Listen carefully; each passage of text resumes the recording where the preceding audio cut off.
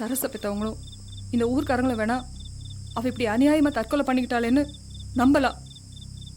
ஆனா நம்ம வீட்டில் இருக்கிறவன் தான் அவளை கொண்டு இருக்கான்னு தெரிஞ்சும் நீங்க அவ சாவுக்கும் போயிட்டு எப்படிங்க பணத்தையும் எரிச்சிட்டு வந்தீங்க? இந்த விஷயம் வெளியில தெரிஞ்சா ஊர் ஜனங்க உங்களை பத்தி என்ன நினைப்பாங்க? இந்த உண்மை வெளியில தெரிஞ்சா குடும்பத்தோட கொளுத்திடுவேங்கிறான். என் பொண்ணு சாம்பல் கூட கிடைக்காதுங்கிறான். என்ன பண்ண சொல்ற?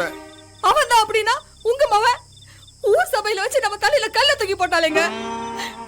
மனசுல ஒண்ணு இல்லாமையா ஒரு பொட்டச்சி வாயில இருந்து இப்படி ஒரு வார்த்தை வரும்? இங்க பார், நீ பாட்டு கண்டதையும் உளறிட்டு இருக்காங்க. பெத்த தாயும் கூட இருந்தான்னு ஒரு பொண்ணு சொன்னதுக்கு அப்புறமும் அந்த பொண்ணையே சந்தேகப்பட்டா எப்படி? பொம்பளை பிள்ளை வீணா சந்தேகப்பட்டா என்ன நடக்கணும் உனக்கு தெரியுமில்ல?